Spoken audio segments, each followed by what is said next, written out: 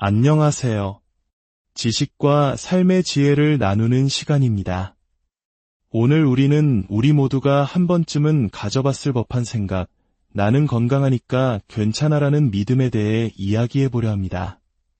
특히 평생 운동을 즐기며 건강을 자신했던 한 남자의 이야기를 통해 우리 일상 속에 소리 없이 스며드는 건강의 위협 신호를 어떻게 감지하고 대처해야 하는지 함께 고민해 보고자 합니다. 오늘의 이야기가 여러분과 여러분이 사랑하는 사람들의 건강한 삶의 작은 등불이 되기를 바랍니다. 이 지혜가 더 널리 퍼져나갈 수 있도록 잠시 시간을 내어 구독과 좋아요를 눌러주시면 저희에게 큰 힘이 됩니다. 여러분의 소중한 클릭 하나하나가 더 가치 있는 콘텐츠를 만드는 밑거름이 됨을 약속드립니다. 여러분의 가정에 늘 평안과 건강이 함께하기를 기원하며 이제 시작하겠습니다. 60대 초반의 최현웅 씨. 그는 누구보다 건강을 자신했습니다. 특히 그가 즐겨하던 등산은 그의 건강에 대한 자부심의 원천이었습니다. 하지만 언젠가부터 익숙했던 산행이 조금씩 낯설게 느껴지기 시작했습니다. 산에 오르기 시작할 때면 가슴이 답답하고 뻐근한 통증이 찾아왔습니다. 처음에는 대수롭지 않게 여겼습니다. 준비 운동이 부족했나 보다 생각하며 참고 계속 걸으면 신기하게도 10분, 길게는 30분 정도 지나면 증상이 사라지곤 했습니다. 마치 아무 일도 없었다는 듯이 말이죠. 이런 증상은 무려 10년 가까이 간헐적으로 반복되었습니다. 그는 이것이 자신의 심장이 보내는 위험 신호일 것이라고는 꿈에도 생각하지 못했습니다. 결국 병원을 찾은 최현웅 씨는 의사로부터 청천벽력 같은 이야기를 듣게 됩니다. 그가 대수롭지 않게 여겼던 가슴 통증이 바로 협심증의 전형적인 증상일 수 있다는 것이었습니다. 협심증은 심장 근육에 혈액을 공급하는 관상동맥이 좁아져 발생하는 질환입니다. 운동을 시작할 때 심장이 더 많은 혈액을 필요로 하지만 좁아진 혈관 때문에 공급이 원활하지 않아 통증이 생기는 것입니다. 그러다 계속 운동을 하면 우리 몸의 다른 혈관들이 확장되면서 일시적으로 증상이 완화될 수 있는데 최현웅 씨는 이를 몸이 풀리는 현상으로만 여겼던 것입니다. 정밀 검사를 받은 결과는 충격적이었습니다. 그는 차라리 암 진단을 받았다면 받아들이기 쉬웠을 것이라고 말할 정도로 심혈관 질환이라는 결과는 전혀 예상 밖이었습니다. 그는 평생 심장에 부하가 걸리는 운동을 꾸준히 해왔기에 자신의 심장만큼은 누구보다 튼튼할 것이라 믿어 의심치 않았기 때문입니다. 그렇다면 무엇이 문제였을까요? 곰곰이 자신의 삶을 되돌아본 최현웅 씨는 한 가지 문제점을 발견합니다. 바로 식습관이었습니다. 그는 운동을 열심히 하는 만큼 먹는 것에도 거리낌이 없었습니다. 특히 한국인들이 즐겨 먹는 삼겹살이나 갈비처럼 기름기가 많은 고기류를 좋아했고 식탐도 있는 편이었습니다. 절대적인 식사량이 많지는 않았지만 기름진 음식을 선호하는 식습관이 수십 년간 이어지면서 그의 혈관을 서서히 병들게 하고 있었던 것입니다. 운동만으로는 건강을 지킬 수 없다는 명백한 증거였습니다. 최현웅 씨의 정확한 심혈관 상태를 확인하기 위해 혈관 조영술이 시작되었습니다. 검사 결과 상황은 생각보다 심각했습니다. 심장의 왼쪽으로 들어가는 중요한 동맥 하나가 거의 꽉 막혀 있었고 심장 뒤쪽으로 돌아가는 다른 혈관 또한 심하게 좁아져 있었습니다. 언제 터질지 모르는 시한폭탄을 안고 살아온 것이나 다름없었습니다. 의료진은 신속하게 막힌 혈관을 뚫고 다시 좁아지지 않도록 스텐트라는 작은 금속 그물망을 삽입하는 시술을 진행했습니다. 다행히 시술은 성공적으로 끝났고 꽉 막혔던 혈관으로 다시 붉은 피가 힘차게 흐르기 시작했습니다. 하지만 시술이 끝났다고 해서 모든 것이 해결된 것은 아닙니다. 이것은 끝이 아니라 새로운 시작을 의미합니다. 의사는 최현웅 씨에게 앞으로 재발을 막기 위한 노력이 무엇보다 중요하다고 강조했습니다. 특히 식습관 개선이 시급했습니다. 이미 당뇨 기미와 함께 고혈압까지 생기고 있었기 때문입니다. 고혈압은 그 자체로도 위험하지만 동맥경화를 촉진하여 협심증, 심근경색, 뇌졸중과 같은 치명적인 심뇌혈관 질환의 가장 강력한 원인이 됩니다. 혈관 건강을 되찾기 위해서는 혈압 관리, 그 중에서도 식단 관리가 핵심적인 과제였습니다. 여기서 등장하는 것이 바로 대시 식단입니다.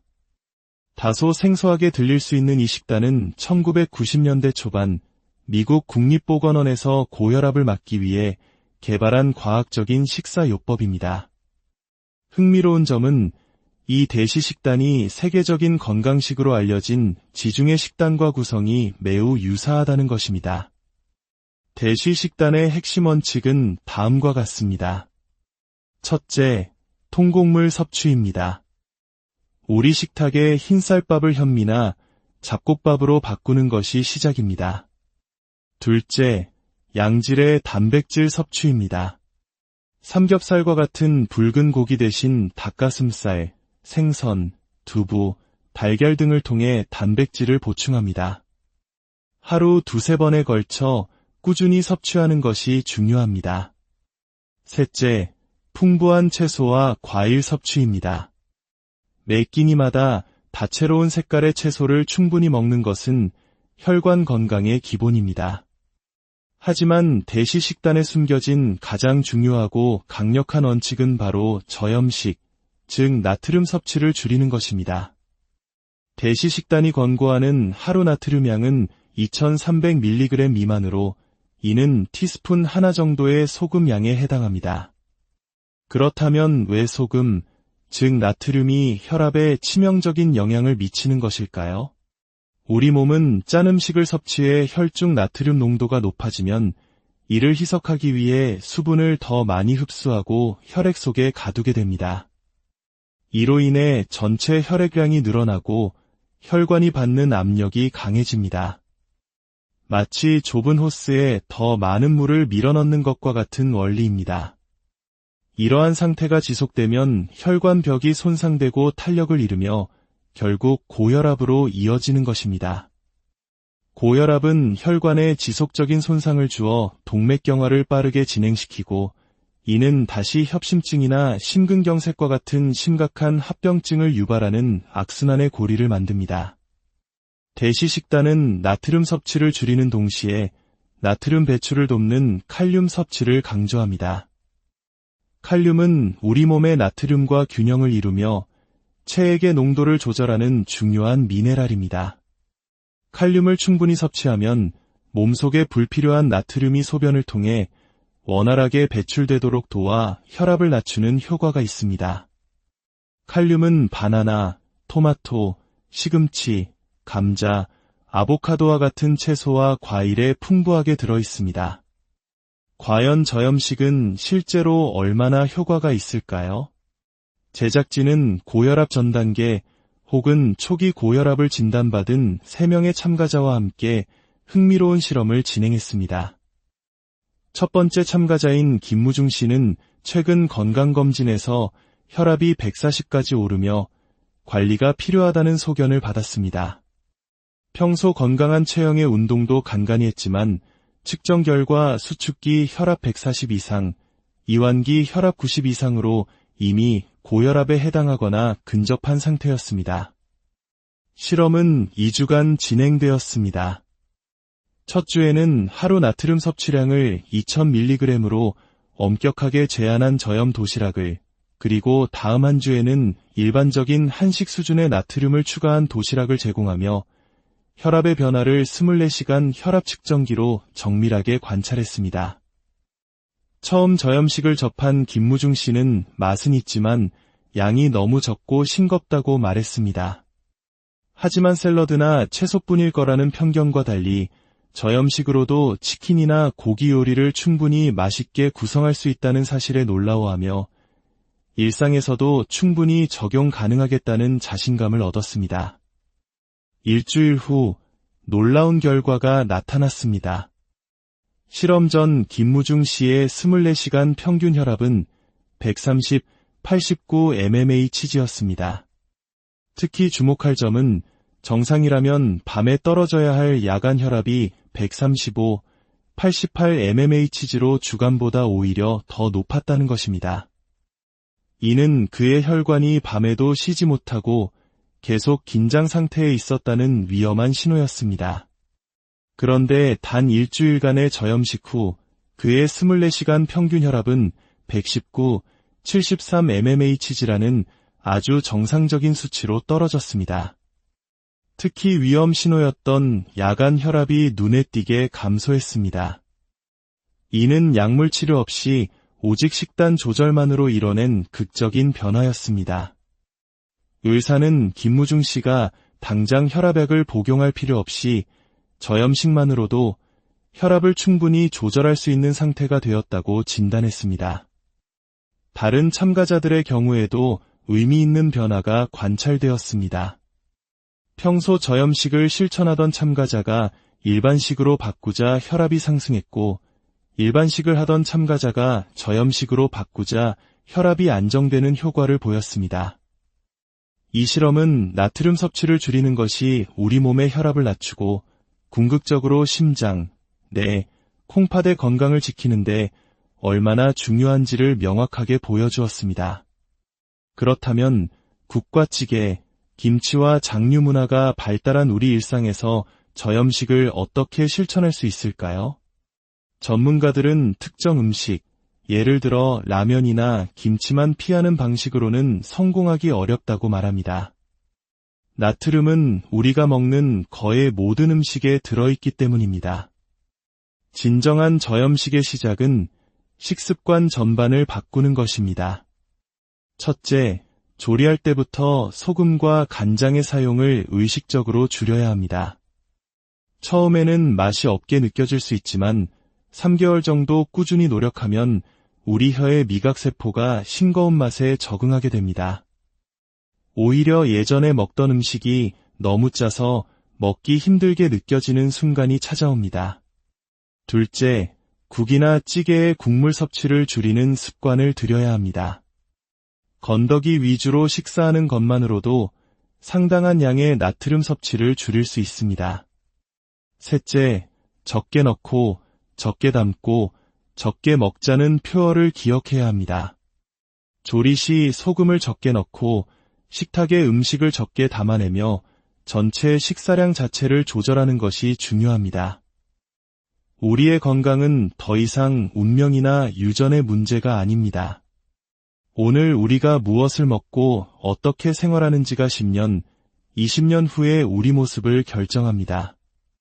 건강을 자신했던 최현웅 씨의 이야기는 우리 모두에게 경종을 울립니다.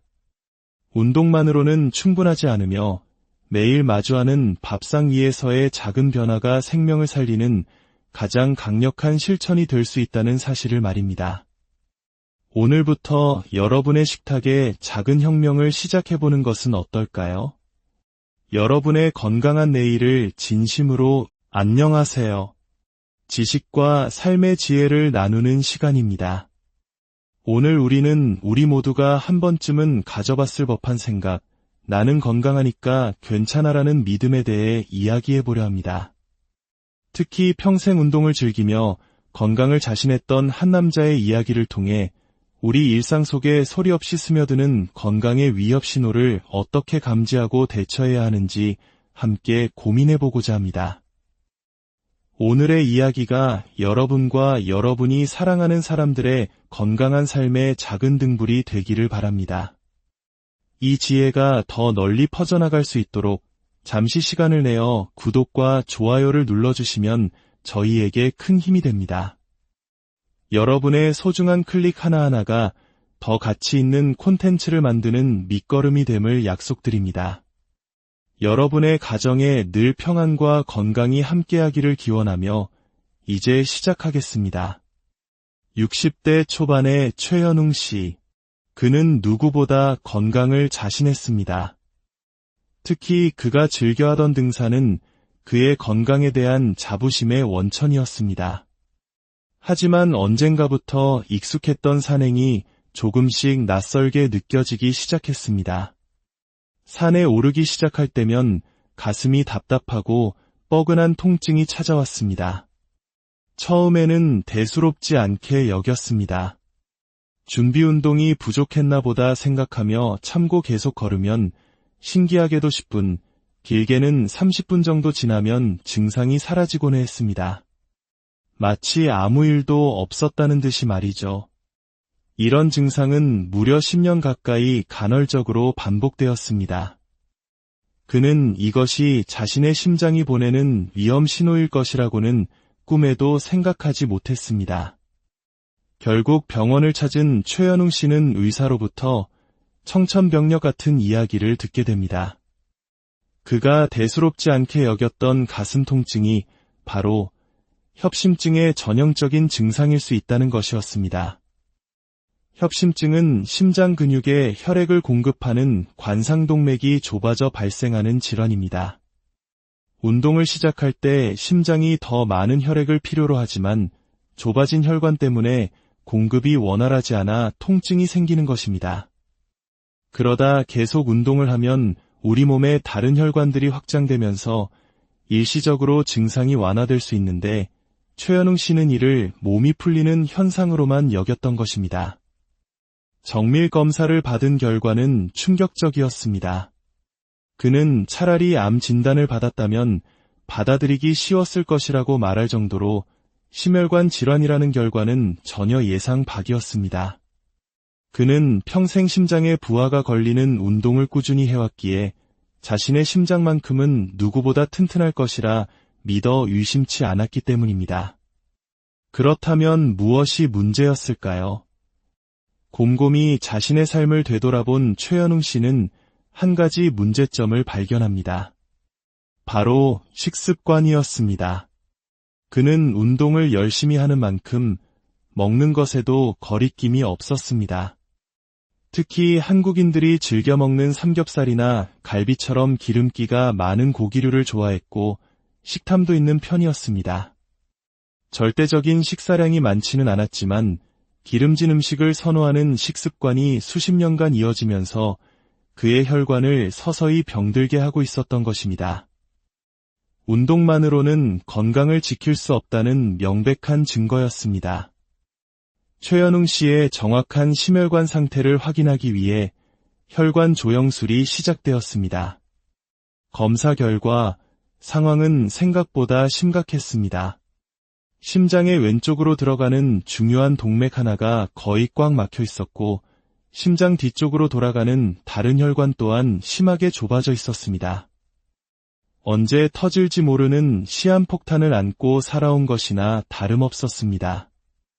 의료진은 신속하게 막힌 혈관을 뚫고 다시 좁아지지 않도록 스텐트라는 작은 금속 그물망을 삽입하는 시술을 진행했습니다.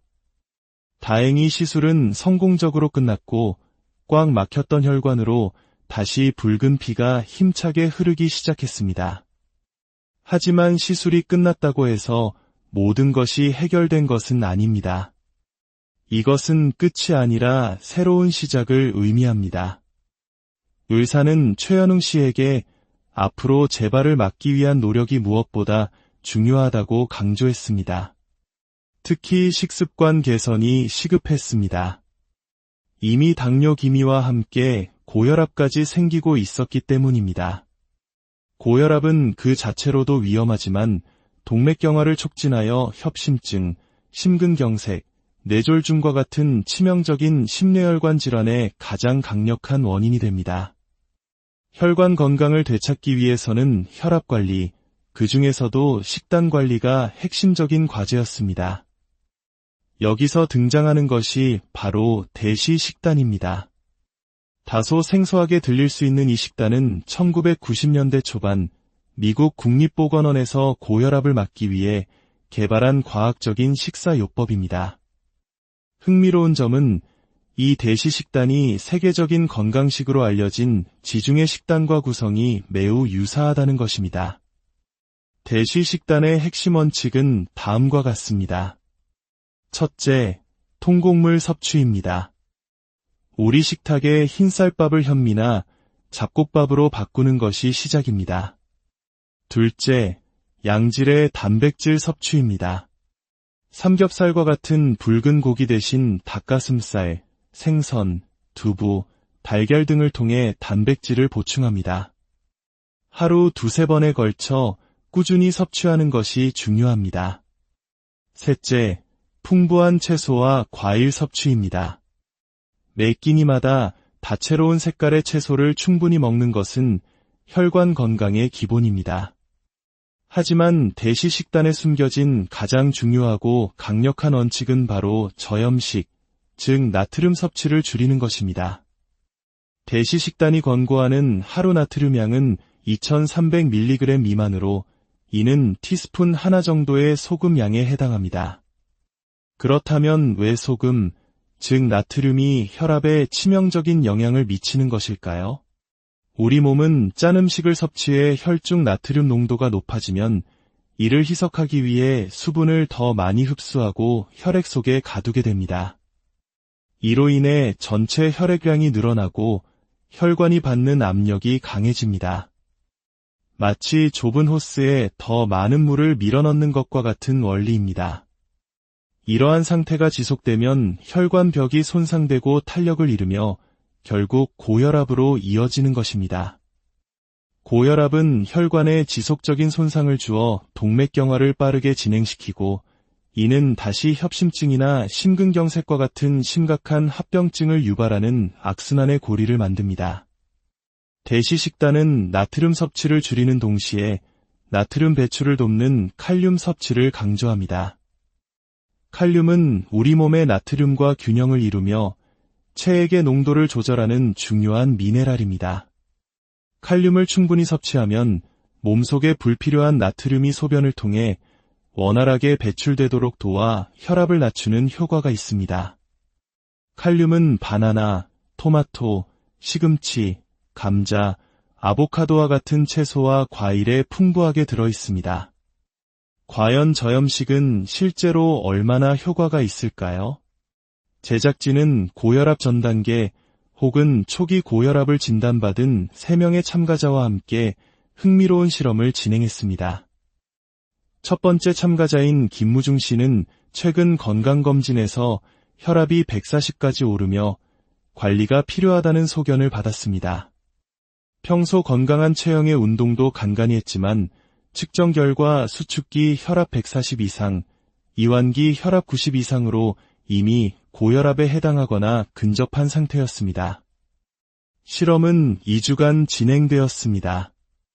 첫 주에는 하루 나트륨 섭취량을 2000mg으로 엄격하게 제한한 저염 도시락을, 그리고 다음 한 주에는 일반적인 한식 수준의 나트륨을 추가한 도시락을 제공하며 혈압의 변화를 24시간 혈압 측정기로 정밀하게 관찰했습니다.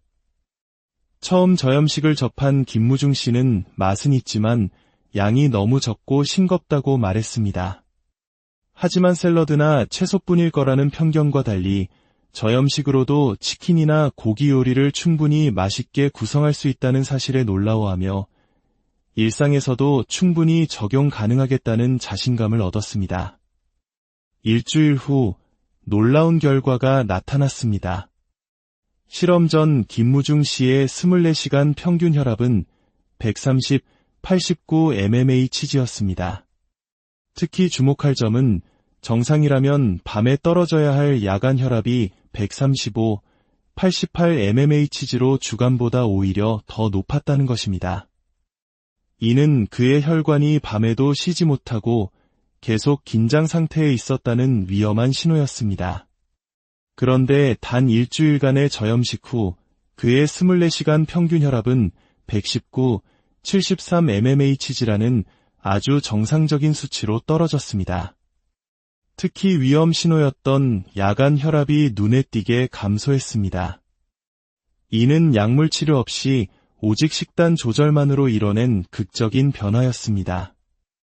의사는 김무중 씨가 당장 혈압약을 복용할 필요 없이 저염식만으로도 혈압을 충분히 조절할 수 있는 상태가 되었다고 진단했습니다. 다른 참가자들의 경우에도 의미 있는 변화가 관찰되었습니다. 평소 저염식을 실천하던 참가자가 일반식으로 바꾸자 혈압이 상승했고, 일반식을 하던 참가자가 저염식으로 바꾸자 혈압이 안정되는 효과를 보였습니다. 이 실험은 나트륨 섭취를 줄이는 것이 우리 몸의 혈압을 낮추고 궁극적으로 심장, 뇌, 콩팥의 건강을 지키는데 얼마나 중요한지를 명확하게 보여주었습니다. 그렇다면 국과 찌개, 김치와 장류 문화가 발달한 우리 일상에서 저염식을 어떻게 실천할 수 있을까요? 전문가들은 특정 음식, 예를 들어 라면이나 김치만 피하는 방식으로는 성공하기 어렵다고 말합니다. 나트륨은 우리가 먹는 거의 모든 음식에 들어있기 때문입니다. 진정한 저염식의 시작은 식습관 전반을 바꾸는 것입니다. 첫째, 조리할 때부터 소금과 간장의 사용을 의식적으로 줄여야 합니다. 처음에는 맛이 없게 느껴질 수 있지만 3개월 정도 꾸준히 노력하면 우리 혀의 미각세포가 싱거운 맛에 적응하게 됩니다. 오히려 예전에 먹던 음식이 너무 짜서 먹기 힘들게 느껴지는 순간이 찾아옵니다. 둘째, 국이나 찌개의 국물 섭취를 줄이는 습관을 들여야 합니다. 건더기 위주로 식사하는 것만으로도 상당한 양의 나트륨 섭취를 줄일 수 있습니다. 셋째, 적게 넣고 적게 담고 적게 먹자는 표어를 기억해야 합니다. 조리 시 소금을 적게 넣고 식탁에 음식을 적게 담아내며 전체 식사량 자체를 조절하는 것이 중요합니다. 우리의 건강은 더 이상 운명이나 유전의 문제가 아닙니다. 오늘 우리가 무엇을 먹고 어떻게 생활하는지가 10년, 20년 후의 우리 모습을 결정합니다. 건강을 자신했던 최현웅 씨의 이야기는 우리 모두에게 경종을 울립니다. 운동만으로는 충분하지 않으며 매일 마주하는 밥상 위에서의 작은 변화가 생명을 살리는 가장 강력한 실천이 될 수 있다는 사실을 말입니다. 오늘부터 여러분의 식탁에 작은 혁명을 시작해보는 것은 어떨까요? 여러분의 건강한 내일을 진심으로 안녕하세요. 지식과 삶의 지혜를 나누는 시간입니다. 오늘 우리는 우리 모두가 한 번쯤은 가져봤을 법한 생각, 나는 건강하니까 괜찮아라는 믿음에 대해 이야기해보려 합니다. 특히 평생 운동을 즐기며 건강을 자신했던 한 남자의 이야기를 통해 우리 일상 속에 소리 없이 스며드는 건강의 위협 신호를 어떻게 감지하고 대처해야 하는지 함께 고민해보고자 합니다. 오늘의 이야기가 여러분과 여러분이 사랑하는 사람들의 건강한 삶의 작은 등불이 되기를 바랍니다. 이 지혜가 더 널리 퍼져나갈 수 있도록 잠시 시간을 내어 구독과 좋아요를 눌러주시면 저희에게 큰 힘이 됩니다. 여러분의 소중한 클릭 하나하나가 더 가치 있는 콘텐츠를 만드는 밑거름이 됨을 약속드립니다. 여러분의 가정에 늘 평안과 건강이 함께하기를 기원하며 이제 시작하겠습니다. 60대 초반의 최현웅 씨. 그는 누구보다 건강을 자신했습니다. 특히 그가 즐겨하던 등산은 그의 건강에 대한 자부심의 원천이었습니다. 하지만 언젠가부터 익숙했던 산행이 조금씩 낯설게 느껴지기 시작했습니다. 산에 오르기 시작할 때면 가슴이 답답하고 뻐근한 통증이 찾아왔습니다. 처음에는 대수롭지 않게 여겼습니다. 준비 운동이 부족했나 보다 생각하며 참고 계속 걸으면 신기하게도 10분, 길게는 30분 정도 지나면 증상이 사라지곤 했습니다. 마치 아무 일도 없었다는 듯이 말이죠. 이런 증상은 무려 10년 가까이 간헐적으로 반복되었습니다. 그는 이것이 자신의 심장이 보내는 위험 신호일 것이라고는 꿈에도 생각하지 못했습니다. 결국 병원을 찾은 최현웅 씨는 의사로부터 청천벽력 같은 이야기를 듣게 됩니다. 그가 대수롭지 않게 여겼던 가슴 통증이 바로 협심증의 전형적인 증상일 수 있다는 것이었습니다. 협심증은 심장 근육에 혈액을 공급하는 관상동맥이 좁아져 발생하는 질환입니다. 운동을 시작할 때 심장이 더 많은 혈액을 필요로 하지만 좁아진 혈관 때문에 공급이 원활하지 않아 통증이 생기는 것입니다. 그러다 계속 운동을 하면 우리 몸의 다른 혈관들이 확장되면서 일시적으로 증상이 완화될 수 있는데 최현웅 씨는 이를 몸이 풀리는 현상으로만 여겼던 것입니다. 정밀 검사를 받은 결과는 충격적이었습니다.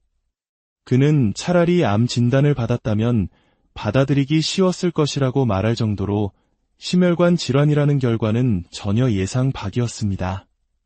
그는 평생 심장에 부하가 걸리는 운동을 꾸준히 해왔기에 자신의 심장만큼은 누구보다 튼튼할 것이라 믿어 의심치 않았기 때문입니다.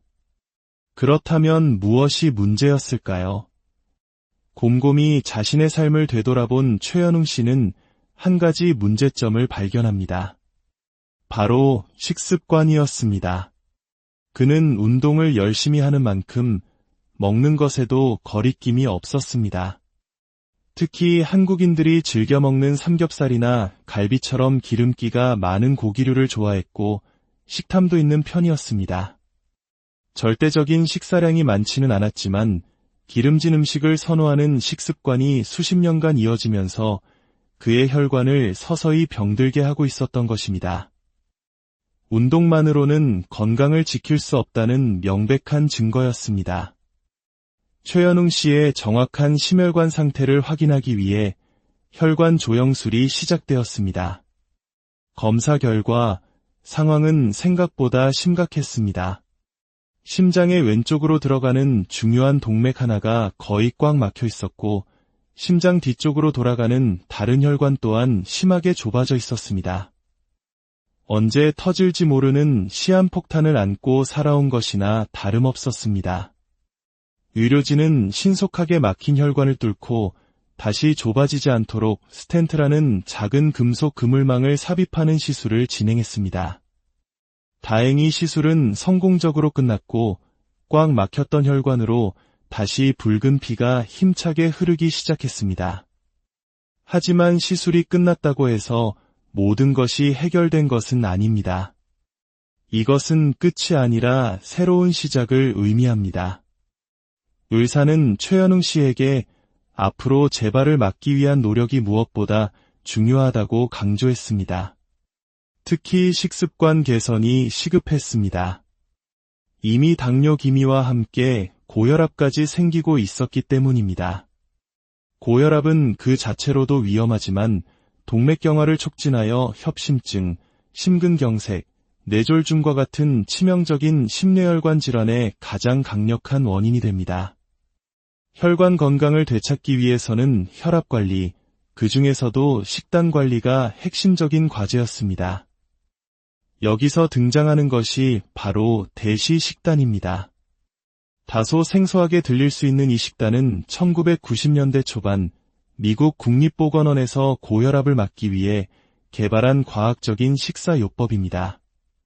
흥미로운 점은 이 대시 식단이 세계적인 건강식으로 알려진 지중해 식단과 구성이 매우 유사하다는 것입니다.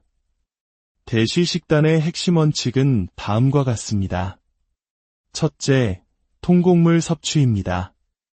우리 식탁의 흰쌀밥을 현미나 잡곡밥으로 바꾸는 것이 시작입니다. 둘째, 양질의 단백질 섭취입니다. 삼겹살과 같은 붉은 고기 대신 닭가슴살, 생선, 두부, 달걀 등을 통해 단백질을 보충합니다. 하루 두세 번에 걸쳐 꾸준히 섭취하는 것이 중요합니다. 셋째, 풍부한 채소와 과일 섭취입니다. 매 끼니마다 다채로운 색깔의 채소를 충분히 먹는 것은 혈관 건강의 기본입니다. 하지만 대시 식단에 숨겨진 가장 중요하고 강력한 원칙은 바로 저염식, 즉 나트륨 섭취를 줄이는 것입니다. 대시 식단이 권고하는 하루 나트륨 양은 2300mg 미만으로 이는 티스푼 하나 정도의 소금 양에 해당합니다. 그렇다면 왜 소금, 즉 나트륨이 혈압에 치명적인 영향을 미치는 것일까요? 우리 몸은 짠 음식을 섭취해 혈중 나트륨 농도가 높아지면 이를 희석하기 위해 수분을 더 많이 흡수하고 혈액 속에 가두게 됩니다. 이로 인해 전체 혈액량이 늘어나고 혈관이 받는 압력이 강해집니다. 마치 좁은 호스에 더 많은 물을 밀어넣는 것과 같은 원리입니다. 이러한 상태가 지속되면 혈관벽이 손상되고 탄력을 잃으며 결국 고혈압으로 이어지는 것입니다. 고혈압은 혈관에 지속적인 손상을 주어 동맥경화를 빠르게 진행시키고 이는 다시 협심증이나 심근경색과 같은 심각한 합병증을 유발하는 악순환의 고리를 만듭니다. 대시식단은 나트륨 섭취를 줄이는 동시에 나트륨 배출을 돕는 칼륨 섭취를 강조합니다. 칼륨은 우리 몸의 나트륨과 균형을 이루며 체액의 농도를 조절하는 중요한 미네랄입니다. 칼륨을 충분히 섭취하면 몸속에 불필요한 나트륨이 소변을 통해 원활하게 배출되도록 도와 혈압을 낮추는 효과가 있습니다. 칼륨은 바나나, 토마토, 시금치, 감자, 아보카도와 같은 채소와 과일에 풍부하게 들어있습니다. 과연 저염식은 실제로 얼마나 효과가 있을까요? 제작진은 고혈압 전 단계 혹은 초기 고혈압을 진단받은 3명의 참가자와 함께 흥미로운 실험을 진행했습니다. 첫 번째 참가자인 김무중 씨는 최근 건강검진에서 혈압이 140까지 오르며 관리가 필요하다는 소견을 받았습니다. 평소 건강한 체형의 운동도 간간히 했지만 측정 결과 수축기 혈압 140 이상, 이완기 혈압 90 이상으로 이미 고혈압에 해당하거나 근접한 상태였습니다. 실험은 2주간 진행되었습니다. 첫 주에는 하루 나트륨 섭취량을 2000mg으로 엄격하게 제한한 저염 도시락을, 그리고 다음 한 주에는 일반적인 한식 수준의 나트륨을 추가한 도시락을 제공하며 혈압의 변화를 24시간 혈압 측정기로 정밀하게 관찰했습니다. 처음 저염식을 접한 김무중 씨는 맛은 있지만 양이 너무 적고 싱겁다고 말했습니다. 하지만 샐러드나 채소뿐일 거라는 편견과 달리 저염식으로도 치킨이나 고기 요리를 충분히 맛있게 구성할 수 있다는 사실에 놀라워하며 일상에서도 충분히 적용 가능하겠다는 자신감을 얻었습니다. 일주일 후 놀라운 결과가 나타났습니다. 실험 전 김무중 씨의 24시간 평균 혈압은 130, 89 mmHg였습니다. 특히 주목할 점은 정상이라면 밤에 떨어져야 할 야간 혈압이 135, 88 mmHg로 주간보다 오히려 더 높았다는 것입니다. 이는 그의 혈관이 밤에도 쉬지 못하고 계속 긴장 상태에 있었다는 위험한 신호였습니다. 그런데 단 일주일간의 저염식 후 그의 24시간 평균 혈압은 119, 73 mmHg라는 아주 정상적인 수치로 떨어졌습니다. 특히 위험 신호였던 야간 혈압이 눈에 띄게 감소했습니다. 이는 약물 치료 없이 오직 식단 조절만으로 이뤄낸 극적인 변화였습니다. 의사는 김무중 씨가 당장 혈압약을 복용할 필요 없이 저염식만으로도 혈압을 충분히 조절할 수 있는 상태가 되었다고 진단했습니다. 다른 참가자들의 경우에도 의미 있는 변화가 관찰되었습니다. 평소 저염식을 실천하던 참가자가 일반식으로 바꾸자 혈압이 상승했고, 일반식을 하던 참가자가 저염식으로 바꾸자 혈압이 안정되는 효과를 보였습니다.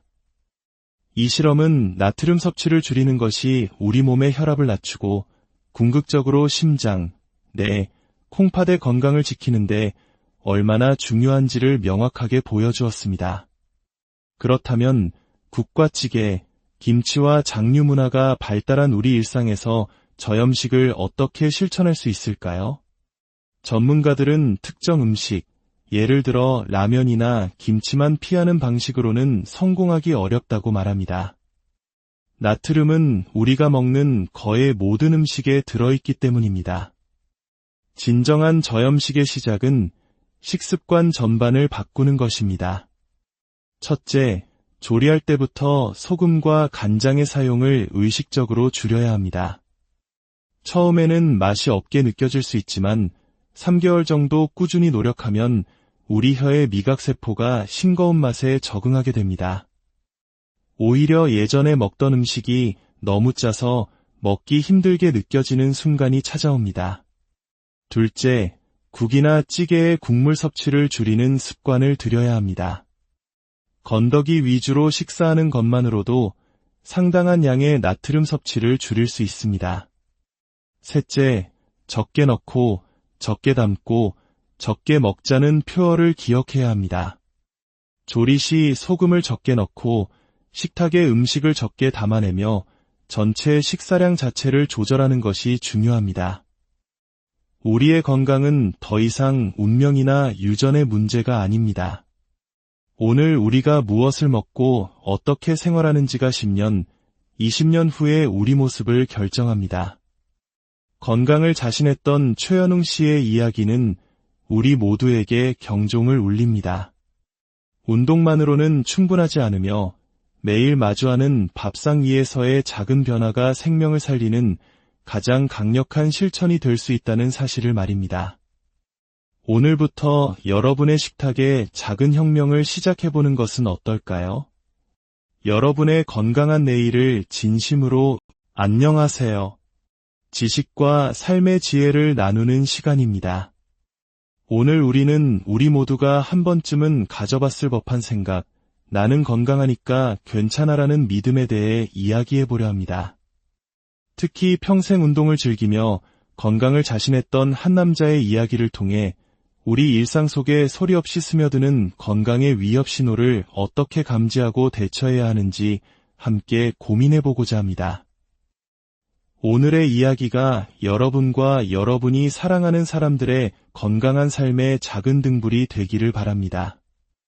이 지혜가 더 널리 퍼져나갈 수 있도록 잠시 시간을 내어 구독과 좋아요를 눌러주시면 저희에게 큰 힘이 됩니다.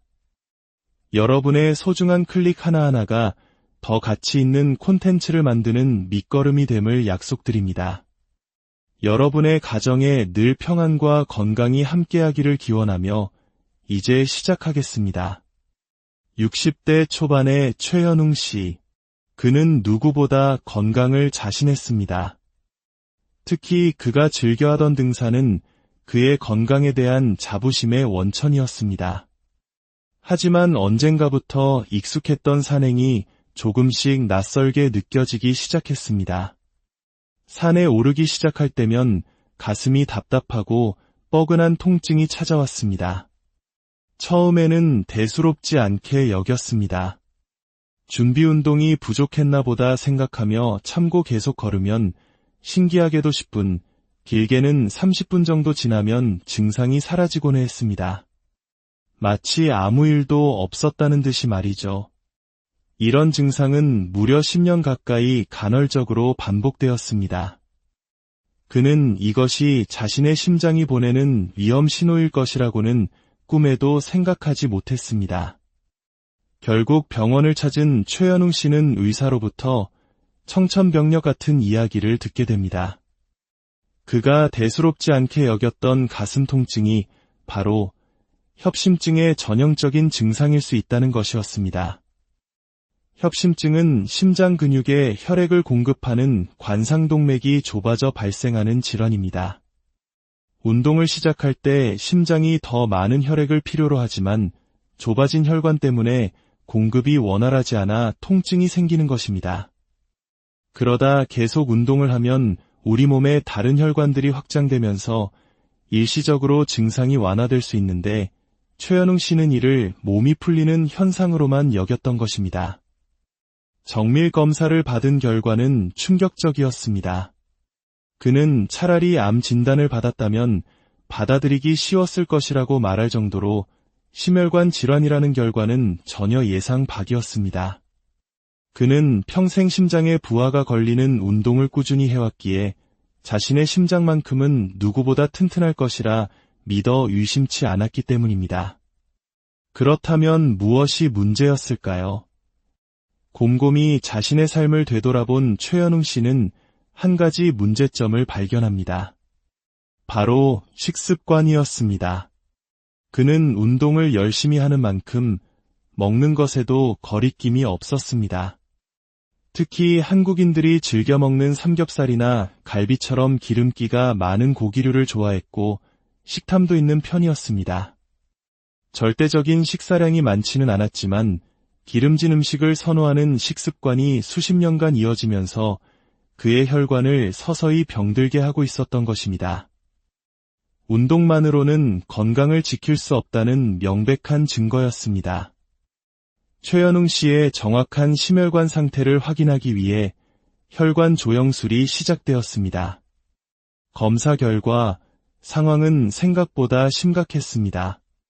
심장의 왼쪽으로 들어가는 중요한 동맥 하나가 거의 꽉 막혀 있었고 심장 뒤쪽으로 돌아가는 다른 혈관 또한 심하게 좁아져 있었습니다.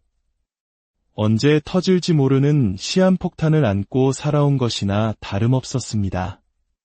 의료진은 신속하게 막힌 혈관을 뚫고 다시 좁아지지 않도록 스텐트라는 작은 금속 그물망을 삽입하는 시술을 진행했습니다. 다행히 시술은 성공적으로 끝났고 꽉 막혔던 혈관으로 다시 붉은 피가 힘차게 흐르기 시작했습니다. 하지만 시술이 끝났다고 해서 모든 것이 해결된 것은 아닙니다. 이것은 끝이 아니라 새로운 시작을 의미합니다. 의사는 최현웅 씨에게 앞으로 재발을 막기 위한 노력이 무엇보다 중요하다고 강조했습니다. 특히 식습관 개선이 시급했습니다. 이미 당뇨 기미와 함께 고혈압까지 생기고 있었기 때문입니다. 고혈압은 그 자체로도 위험하지만 동맥경화를 촉진하여 협심증, 심근경색, 뇌졸중과 같은 치명적인 심뇌혈관 질환의 가장 강력한 원인이 됩니다. 혈관 건강을 되찾기 위해서는 혈압 관리, 그 중에서도 식단 관리가 핵심적인 과제였습니다. 여기서 등장하는 것이 바로 대시 식단입니다. 다소 생소하게 들릴 수 있는 이 식단은 1990년대 초반 미국 국립보건원에서 고혈압을 막기 위해 개발한 과학적인 식사요법입니다. 흥미로운 점은 이 대시 식단이 세계적인 건강식으로 알려진 지중해 식단과 구성이 매우 유사하다는 것입니다. 대시 식단의 핵심 원칙은 다음과 같습니다. 첫째, 통곡물 섭취입니다. 우리 식탁의 흰쌀밥을 현미나 잡곡밥으로 바꾸는 것이 시작입니다. 둘째, 양질의 단백질 섭취입니다. 삼겹살과 같은 붉은 고기 대신 닭가슴살, 생선, 두부, 달걀 등을 통해 단백질을 보충합니다. 하루 두세 번에 걸쳐 꾸준히 섭취하는 것이 중요합니다. 셋째, 풍부한 채소와 과일 섭취입니다. 매 끼니마다 다채로운 색깔의 채소를 충분히 먹는 것은 혈관 건강의 기본입니다. 하지만 대시 식단에 숨겨진 가장 중요하고 강력한 원칙은 바로 저염식, 즉 나트륨 섭취를 줄이는 것입니다. 대시 식단이 권고하는 하루 나트륨 양은 2300mg 미만으로 이는 티스푼 하나 정도의 소금 양에 해당합니다. 그렇다면 왜 소금, 즉 나트륨이 혈압에 치명적인 영향을 미치는 것일까요? 우리 몸은 짠 음식을 섭취해 혈중 나트륨 농도가 높아지면 이를 희석하기 위해 수분을 더 많이 흡수하고 혈액 속에 가두게 됩니다. 이로 인해 전체 혈액량이 늘어나고 혈관이 받는 압력이 강해집니다. 마치 좁은 호스에 더 많은 물을 밀어넣는 것과 같은 원리입니다. 이러한 상태가 지속되면 혈관벽이 손상되고 탄력을 잃으며 결국 고혈압으로 이어지는 것입니다. 고혈압은 혈관에 지속적인 손상을 주어 동맥경화를 빠르게 진행시키고 이는 다시 협심증이나 심근경색과 같은 심각한 합병증을 유발하는 악순환의 고리를 만듭니다. 대시 식단은 나트륨 섭취를 줄이는 동시에 나트륨 배출을 돕는 칼륨 섭취를 강조합니다. 칼륨은 우리 몸의 나트륨과 균형을 이루며 체액의 농도를 조절하는 중요한 미네랄입니다. 칼륨을 충분히 섭취하면 몸속에 불필요한 나트륨이 소변을 통해 원활하게 배출되도록 도와 혈압을 낮추는 효과가 있습니다. 칼륨은 바나나, 토마토, 시금치, 감자, 아보카도와 같은 채소와 과일에 풍부하게 들어 있습니다. 과연 저염식은 실제로 얼마나 효과가 있을까요? 제작진은 고혈압 전 단계 혹은 초기 고혈압을 진단받은 3명의 참가자와 함께 흥미로운 실험을 진행했습니다. 첫 번째 참가자인 김무중 씨는 최근 건강검진에서 혈압이 140까지 오르며 관리가 필요하다는 소견을 받았습니다. 평소 건강한 체형의 운동도 간간히 했지만 측정 결과 수축기 혈압 140 이상, 이완기 혈압 90 이상으로 이미 고혈압에 해당하거나 근접한 상태였습니다. 실험은 2주간 진행되었습니다. 첫 주에는 하루 나트륨 섭취량을 2000mg으로 엄격하게 제한한 저염 도시락을, 그리고 다음 한 주에는 일반적인 한식 수준의 나트륨을 추가한 도시락을 제공하며 혈압의 변화를 24시간 혈압 측정기로 정밀하게 관찰했습니다. 처음 저염식을 접한 김무중 씨는 맛은 있지만 양이 너무 적고 싱겁다고 말했습니다. 하지만 샐러드나 채소뿐일 거라는 편견과 달리 저염식으로도 치킨이나 고기 요리를 충분히 맛있게 구성할 수 있다는 사실에 놀라워하며 일상에서도 충분히 적용 가능하겠다는 자신감을 얻었습니다. 일주일 후 놀라운 결과가 나타났습니다.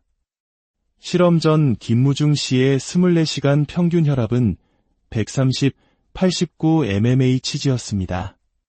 특히 주목할 점은 정상이라면 밤에 떨어져야 할 야간 혈압이 135, 88 mmHg로 주간보다 오히려 더 높았다는 것입니다. 이는 그의 혈관이 밤에도 쉬지 못하고 계속 긴장 상태에 있었다는 위험한 신호였습니다. 그런데 단 일주일간의 저염식 후 그의 24시간 평균 혈압은 119, 73 mmHg라는 아주 정상적인 수치로 떨어졌습니다. 특히 위험 신호였던 야간 혈압이 눈에 띄게 감소했습니다. 이는 약물 치료 없이 오직 식단 조절만으로 이뤄낸 극적인 변화였습니다. 의사는 김무중 씨가 당장 혈압약을 복용할 필요 없이 저염식만으로도 혈압을 충분히 조절할 수 있는 상태가 되었다고 진단했습니다. 다른 참가자들의 경우에도 의미 있는 변화가 관찰되었습니다. 평소 저염식을 실천하던 참가자가 일반식으로 바꾸자 혈압이 상승했고, 일반식을 하던 참가자가 저염식으로 바꾸자 혈압이 안정되는 효과를 보였습니다.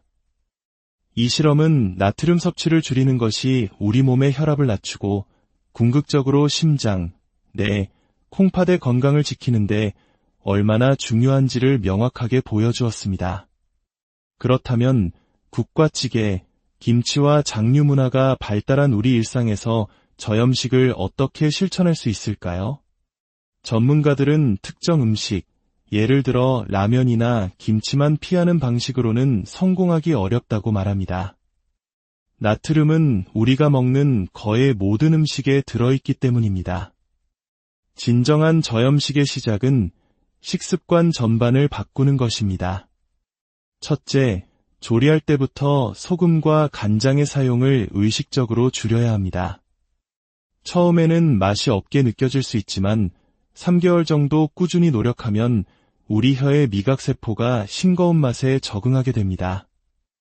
오히려 예전에 먹던 음식이 너무 짜서 먹기 힘들게 느껴지는 순간이 찾아옵니다. 둘째, 국이나 찌개의 국물 섭취를 줄이는 습관을 들여야 합니다. 건더기 위주로 식사하는 것만으로도 상당한 양의 나트륨 섭취를 줄일 수 있습니다. 셋째, 적게 넣고 적게 담고 적게 먹자는 표어를 기억해야 합니다. 조리 시 소금을 적게 넣고 식탁에 음식을 적게 담아내며 전체 식사량 자체를 조절하는 것이 중요합니다. 우리의 건강은 더 이상 운명이나 유전의 문제가 아닙니다. 오늘 우리가 무엇을 먹고 어떻게 생활하는지가 10년, 20년 후의 우리 모습을 결정합니다. 건강을 자신했던 최현웅 씨의 이야기는 우리 모두에게 경종을 울립니다. 운동만으로는 충분하지 않으며 매일 마주하는 밥상 위에서의 작은 변화가 생명을 살리는 가장 강력한 실천이 될 수 있다는 사실을 말입니다. 오늘부터 여러분의 식탁에 작은 혁명을 시작해보는 것은 어떨까요? 여러분의 건강한 내일을 진심으로 안녕하세요. 지식과 삶의 지혜를 나누는 시간입니다. 오늘 우리는 우리 모두가 한 번쯤은 가져봤을 법한 생각, 나는 건강하니까 괜찮아라는 믿음에 대해 이야기해보려 합니다. 특히 평생 운동을 즐기며 건강을 자신했던 한 남자의 이야기를 통해 우리 일상 속에 소리 없이 스며드는 건강의 위협 신호를 어떻게 감지하고 대처해야 하는지 함께 고민해보고자 합니다.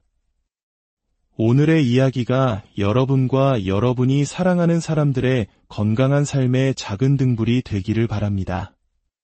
이 지혜가 더 널리 퍼져나갈 수 있도록 잠시 시간을 내어 구독과 좋아요를 눌러주시면 저희에게 큰 힘이 됩니다. 여러분의 소중한 클릭 하나하나가 더 가치 있는 콘텐츠를 만드는 밑거름이 됨을 약속드립니다. 여러분의 가정에 늘 평안과 건강이 함께하기를 기원하며 이제 시작하겠습니다. 60대 초반의 최현웅 씨. 그는 누구보다 건강을 자신했습니다. 특히 그가 즐겨하던 등산은 그의 건강에 대한 자부심의 원천이었습니다. 하지만 언젠가부터 익숙했던 산행이 조금씩 낯설게 느껴지기 시작했습니다. 산에 오르기 시작할 때면 가슴이 답답하고 뻐근한 통증이 찾아왔습니다. 처음에는 대수롭지 않게 여겼습니다. 준비 운동이 부족했나 보다 생각하며 참고 계속 걸으면 신기하게도 10분, 길게는 30분 정도 지나면 증상이 사라지곤 했습니다. 마치 아무 일도 없었다는 듯이 말이죠. 이런 증상은 무려 10년 가까이 간헐적으로 반복되었습니다. 그는 이것이 자신의 심장이 보내는 위험 신호일 것이라고는 꿈에도 생각하지 못했습니다. 결국 병원을 찾은 최현웅 씨는 의사로부터 청천벽력 같은 이야기를 듣게 됩니다. 그가 대수롭지 않게 여겼던 가슴 통증이 바로 협심증의 전형적인 증상일 수 있다는 것이었습니다. 협심증은 심장 근육에 혈액을 공급하는 관상동맥이 좁아져 발생하는 질환입니다. 운동을 시작할 때 심장이 더 많은 혈액을 필요로 하지만 좁아진 혈관 때문에 공급이 원활하지 않아 통증이 생기는 것입니다.